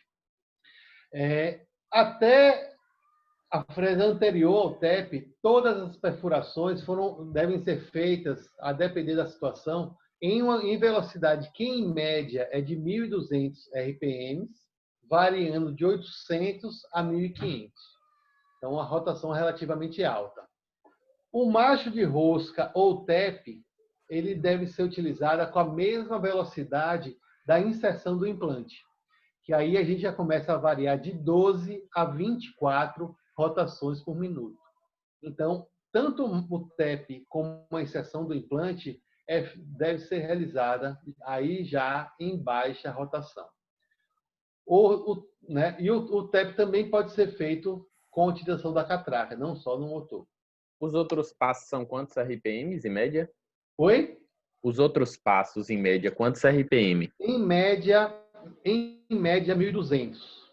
A depender do tipo do implante, do tipo do tipo do kit cirúrgico, do fabricante, a depender do tecido ósseo, a depender da densidade do osso, você pode trabalhar de 800 a 1.500. Tá bom? 800 a 1.500. A média padrão, 1.200 RPM. Aqui, inserção vai de 12 a 24, e aí, para a gente descer nossos implantes. Aqui mostrando, isso aí depois a gente vai ver como é que é a inserção dos implantes, ainda com montador. A sequência, olha lá. Montador no contra-ângulo, o conector do montador, pegou o implante, começa a inserir sempre com um contra-ângulo. Isso é preferência nossa, sabe? Você pode fazer seu implante todo, inserir seu implante todo no motor, pode inserir seu implante todo na catraca, ou pode, como geralmente a gente recomenda, começar com o contra-ângulo, porque a gente consegue ter uma maior facilidade para controlar as inclinações, né? Fica mais fácil para você estabilizar seu implante e começar a inserção. Então, a gente começa a inserir nosso implante com o contra-ângulo, e a partir de um determinado momento, a gente finaliza a inserção do implante com a catraca. Finaliza com a catraca. E aí seria o aspecto do implante posicionado. E depois dessa fase, ó, no caso, quando a gente tem os implantes com montador, a gente tem que, depois de finalizar a inserção, você tem que desmontar, você tem que remover o montador. E é por isso que alguns kits vocês vão ver que tem essa chavinha de boca, que é para estabilizar esse montador, e aí você desrosqueia esse parafuso para tirar essa pecinha. Quando os implantes vêm com toque interno, não tem necessidade de fazer isso aí. Olha lá, os implantes inseridos, vocês verem um pouquinho, tal. Daí a gente vai... Olha lá, os implantes inseridos, o aspecto é mais ou menos isso aqui, o HE, casinho mais antigo. E aí vem a fase final, né, depois do implante inserido. Vejam que a gente tem esse orifício central dos implantes, né, por onde a prótese é parafusada, enfim, por onde a conexão protética é realizada. A gente não pode simplesmente suturar com esse orifício aberto, porque aqui você certamente vai ter uma contaminação e pode gerar um processo inflamatório, pode ter uma fistulazinha, enfim. Então, a gente tem que fechar isso aí. E para isso, ó, a gente tem uma pecinha que é chamada, ó, esse parafusinho, ó, parafuso de cobertura ou cover screw. Só tem essa função, obliterar esse orifício central, né? Então, a gente vem com o cover screw, ó, posiciona e aí rosqueia ele até ele encaixar sobre a base do implante e a gente dá um aperto, tá bom? E o cicatrizador, é isso? Não, esse aí é o cover screw, parafuso de cobertura, né? O cover screw tem essa função, Danilo, de só fechar esse orifício central do implante. Seja ele, e aí, claro, você tem um cover específico para cada implante. HL, MOS, estreito, regular, cada implante tem seu cover screw. Após isso aqui, a sequência é basicamente você suturar e encerrar o caso. O cicatrizador, o momento dele é posterior à osseointegração, né? No segundo estágio cirúrgico, a gente vai expor esse implante, novamente, fazer uma pequena incisão, expor o implante, remover o cover, remover esse parafusinho e colocar o cicatrizador. A característica do cicatrizador é que ele tem uma altura mais alta do que o tecido. O cicatrizador, o cover não, ele vai ficar o mais baixinho possível para poder ficar coberto. O objetivo dele é fechar o orifício. O cicatrizador é justamente ao contrário. Ele tem que ficar mais alto que o tecido, justamente para que esse tecido cicatrize ao redor dele e não cubra novamente essa pecinha. Tá certo? Então, são momentos diferentes. Eventualmente, em situações que a gente pode discutir em outro momento, você pode, ao invés de colocar o cover screw, você pode já trabalhar, depois de colocar o implante, já colocar o cicatrizador. Eventualmente. Por que eventualmente? Porque depende de uma série de outros fatores, né? Ele ficando exposto ao meio bucal, ele vai ter cargas mesmo que indiretas. E não é todo implante que vai poder receber essas cargas já de imediato. Mas aí isso é pano para a manga que a gente vai discutir mais para frente. No kit, como eu falei para vocês, tem outras peças complementares. Tem extensor de broca, pinça de titânio, montador, fresas com diferentes diâmetros. Não se preocupe que isso a gente vai ver de maneira detalhada. Ó, tem espaços que a gente precisa que a fresa tenha um comprimento um pouco maior. Então, esses extensores são muito utilizados. A gente vai treinar isso aí tudo. Pinça de titânio. Eu falei para vocês que a gente não deve tocar nos implantes, mas se porventura precisa tocar, que de preferência seja com titânio, para não contaminar aquela camada de óxido de titânio que reveste a superfície do implante com outro metal. Então, não tocar, mas se tocar, que toque com titânio. Aí as sequências. Para finalizar, aí assim, essa sequência que eu mostrei foi do plataforma regular, né? Claro que plataforma estreita também tem uma sequência específica e plataforma larga tem algumas fresas a mais. Basicamente, assim, você vai ter mais uma fresa piloto e mais uma fresa helicoidal, daquela semelhante a de 2 a de 3. no dia do hands-on, a gente pode discutir isso aí de uma maneira mais aprofundada, mas basicamente é a mesma sequência, não tem muita diferença. Eu queria ver aqui, deixa eu dar só uma, que eu quero encerrar discutindo com vocês aquilo que eu falei que eu acho que é o mais importante para a gente nesse momento inicial, e é um conceito que é básico, todos vocês já sabem, né? Não tem novidade nenhuma para ninguém. Vocês vão enjoar de ver eu falando isso. Quase que todas as minhas aulas cirúrgicas você tem essas imagens aí, mas se de hoje vocês deixaram de assistir alguma live para estar aqui conversando fiado, se tem uma coisa que vale a pena é isso aqui, meu povo. Se tem uma coisa que vai ser importantíssima na formação de vocês, é isso aqui, né? Como eu falei para vocês, o diferencial do implantodontista, do especialista, ele começa a tomar corpo quando ele consegue ter essa definição clara na sua cabeça, né? Quando ele consegue, na primeira fresa, ao tocar o tecido ósseo, ele tem que estar condicionado a fazer uma correlação instantânea com essas imagens. Então, você vai pegar a fresa lança, você posicionou da maneira ideal, como você planejou, acionou o pedal, começou a fazer sua perfuração.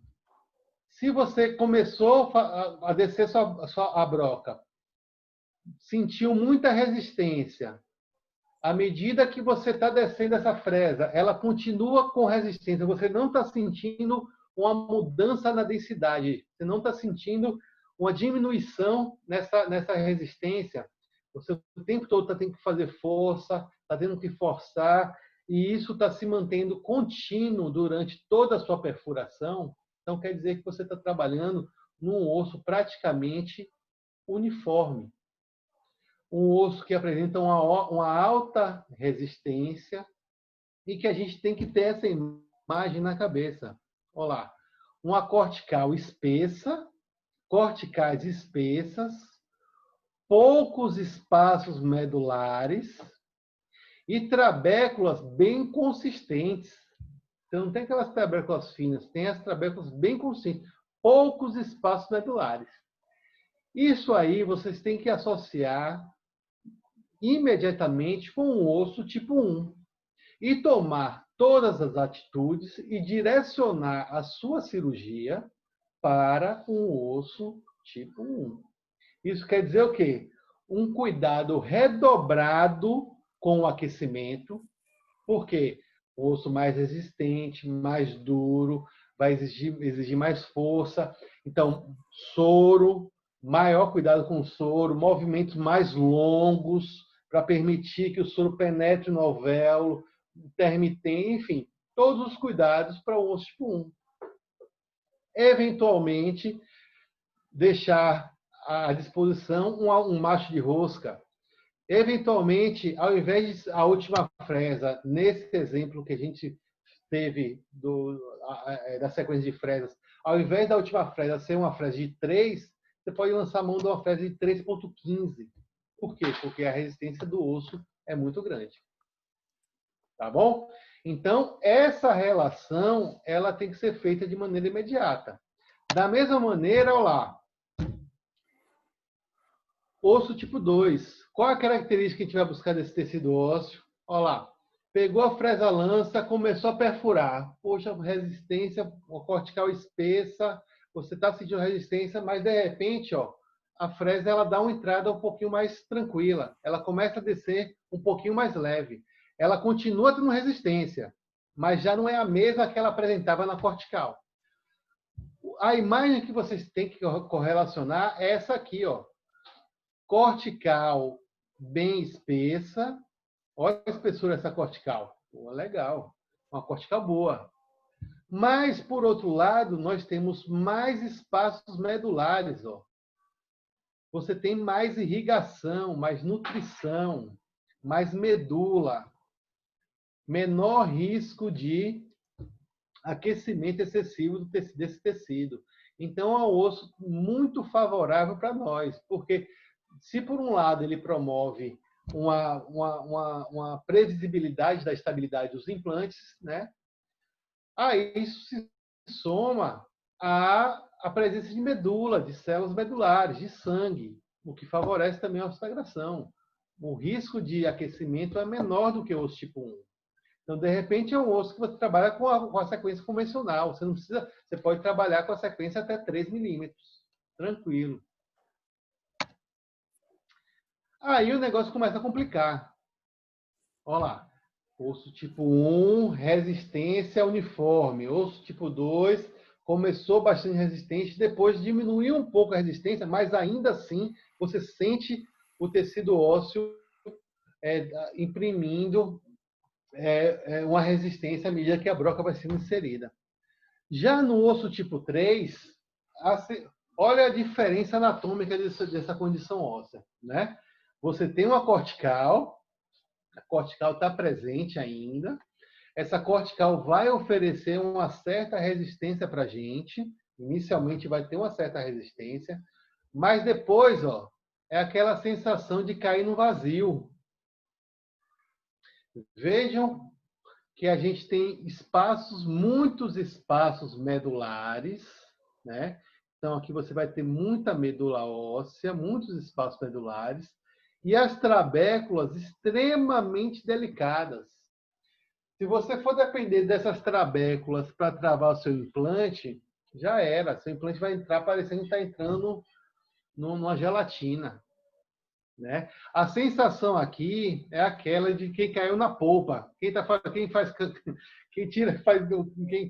obturação, que não sei o quê. Eu me lembro da faculdade, eu só fiz a faculdade. Aí vinha com o micromotor, aquela sensação, o coração chega a gela na hora, cai na polpa. Pronto, é a mesma coisa aqui, ó. Você começa a perfurar, tá resistente, daqui a pouco a mão escapa, você cai no vazio. Você cai no vazio. Então, agora me digam, a gente está começando, estamos dando os primeiros passos do curso. De uma maneira racional, a gente tem como trabalhar com a mesma sequência de fresas, um osso tipo 1 e o osso tipo 3? Não.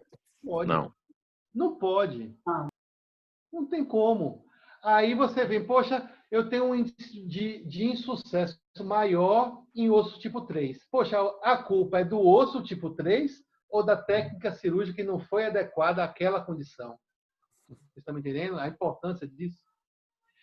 Como é que aquela situação do Caltesync? Imagine um implante sendo inserido aqui nesse osso. O implante aqui ele vai ficar solto. Ó. Isso aqui não tem resistência nenhuma. Ele vai ficar estável na hora que a plataforma dele bater aqui nessa cortical, que é o que tem de resistente a essa cortical. Se a gente for de maneira intempestiva, utilizar o Caltesync e remover essa cortical com o Caltesync, que é justamente o que ela tira, o implante fica sambando aqui. Ó. Sabe o que eu já vi acontecer? Curso de atualização na ABO de Salvador, aqui em Salvador. O cabra começou a inserir o implante, não sei o que lá, aí cheguei na sala, já estava assim, não era eu que estava orientando, né? Aí eu sempre fico rodando, tal. Na hora de inserir o implante, eu cheguei. Terminou de inserir o implante, foi descendo. Daqui a pouco o implante mergulhou. O implante mergulhou na medula e ficou lá perdido. Imagina. Por Deus, ficou aqui, ó. O implante afundou, passou essa corticalzinha, desceu e ficou aqui, solto. A gente teve que fazer uma janela na vestibular para poder resgatar o implante. Por Deus. Mas, enfim, é não interpretar de maneira correta a característica do tecido ósseo e não adequar a técnica à característica do tecido ósseo. Então, é isso que eu falei para vocês do feeling. Aquilo que a Geolene perguntou, é isso que eu estou falando. Primeira fresa lança, vocês estão começando, estão na primeira fresa, estão aqui, ó, só raciocinando. Poxa, está resistente, não cai no vazio, não vou usar essa fresa, vou usar outra, vou parar por aqui, vou para frente. E até chegar nesse extremo, que é onde a gente mais encontra é na maxila posterior, que seria o osso tipo 4, né? O osso tipo 4 basicamente não tem cortical e em algumas situações é aquilo que eu falei para vocês, a gente pode instalar um osso, um implante nesse osso sem fazer utilização de broca, né? Simplesmente você vem com a lança, marca a posição, sem acionar o motor, marca a posição que você pretende colocar seu implante, sem acionar o motor, você pressiona a fresa lança, ela vai conseguir penetrar, e a partir daí você vem só com osteótomos, condensadores, compactadores ósseos, para ao invés de você remover o pouco osso que o paciente tem, você condensar lateralmente e apicalmente esse tecido ósseo. Então, é uma condição que você, ao invés de utilizar uma broca para tirar o osso, você vai com o martelinho e vai comprimindo esse osso para também otimizar essa estabilidade, a estabilidade do seu futuro implante. Ô, Pedro, Oi. é Fábio. Então, Fala, nesse Fabão. caso, aí da ABO, seria esse mesmo procedimento?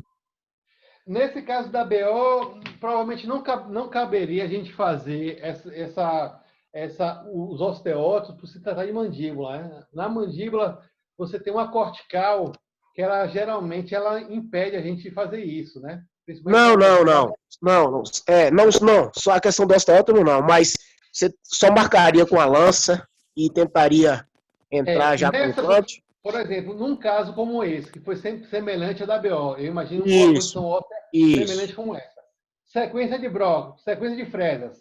Lança, 2, piloto, e aí você gera a última fresa, geralmente você trabalha com a fresa, ao invés de trabalhar com a de 3, trabalha com a de 2,75, menor diâmetro. E uma coisa que a gente faz bastante aqui é subinstrumentar também no comprimento.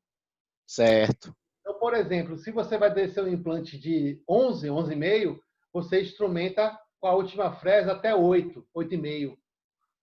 Entendeu? Beleza. Então, você já fez. Você não usou countersink para não trabalhar a cortical. Você não usou uma fresa de 3. Você diminuiu o diâmetro para uma fresa de 2,75. Então, quer dizer, seu implante tem no mínimo 3,75, você está trabalhando com 2,75. Até 1 milímetro. Entendi. E, além disso, você não trabalha com ela até o final.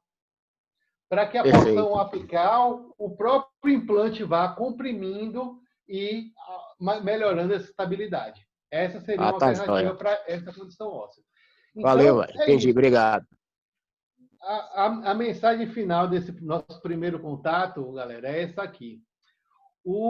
A sequência de fresas, a sequência de brocas, a sequência do kit cirúrgico, independente da marca, do sistema, do tipo de implante, seja lá o que for que vocês forem trabalhar, a sequência ela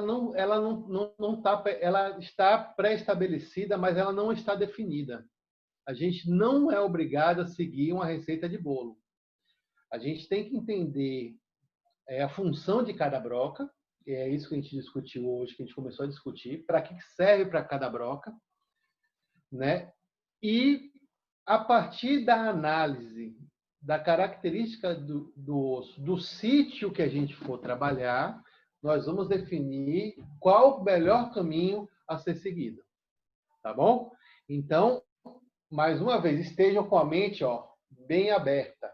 Implantodontia, ela pode mudar dentro do mesmo paciente, você tem diversas áreas, você tem diversas condições. De sítios que estão adjacentes, você pode ter uma condição óssea distinta, né? Então, o arsenal que a gente tem, a gente tem que ter todo o arsenal à nossa disposição para determinar qual a melhor opção naquela situação específica. Tá bom, galera? Valeu? Excelente aula. Espero que não tenha sido 100%. cansativo. Valeu, Pedro. Nessa questão do osso tipo 4, mesmo que a pessoa faça a fresagem, só a marcação, se a gente não conseguir uma estabilidade inicial adequada.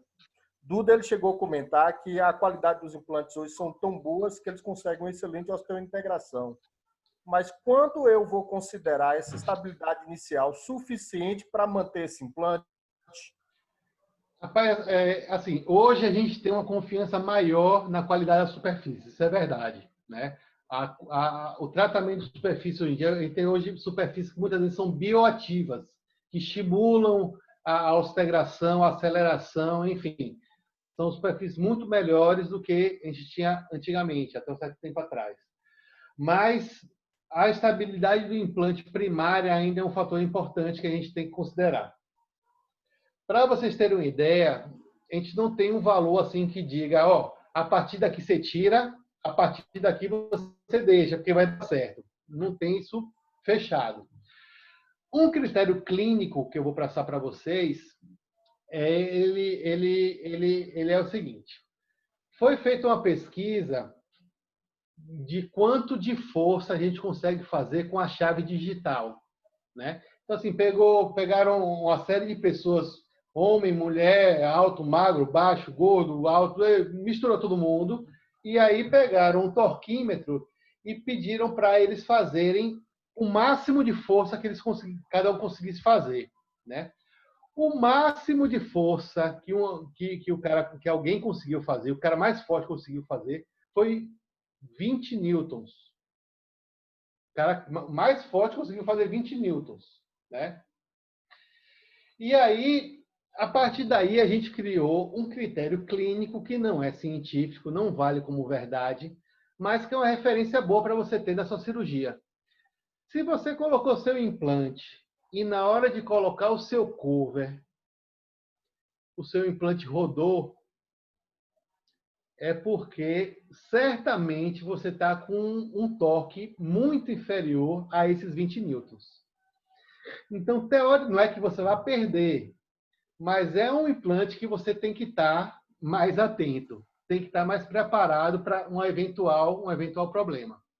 Não é certeza que esse implante não vai se integrar, mas é um implante que está com a estabilidade abaixo do que a gente considera interessante, né? Se você colocou seu implante e na hora de dar o torque para colocar o cover, o implante permaneceu estável e está bem estável, a partir dali, teoricamente, assim, isso é um critério clínico que estou falando para você, é um implante que, teoricamente, você já pode ter uma tranquilidade maior, né? Mas, claro que hoje, com a qualidade das superfícies, isso aí tende a ser cada vez mais equacionado por essa característica bioativa, né, da superfície. Mas já é uma referência mínima para você ter quando você vai deitar e dormir tranquilo e quando você vai ficar meio preocupado, viu, Agilio? O implante botou o cover, rodou, né, velho? Já assim. Mas isso que tem um negócio que é bom, rapaz. Bochecho, 3. Anote aí. Danilo, tá acordado, rapaz? Não, tô anotando tudo. Tô anotando. Anote. Implante que não está com a estabilidade boa. Tô anotando, chance de sucesso. Isso. Então, o implante, quando não está com a estabilidade muito Colocou o cover, satisfatória. rodou, chance de Isso. sucesso. Bochechar 3 vezes ao dia. Tá anotando, pô? Bochechar 3 vezes ao dia, beleza. Com água benta. Eu ia anotar. Virado pra Meca ainda, viu? Virado Tô pra Meca. fora. Ainda certo. Aí é certeza que... Eu pensava que era clorexidina, pô. Que diabo de clorexidina, rapaz? Bochechar com... Eu tava aqui curioso para saber, Pedro. Eu comecei a anotar aqui. Mas é isso aí. Galera, quinta-feira a gente entra em planejamento da mandíbula edema.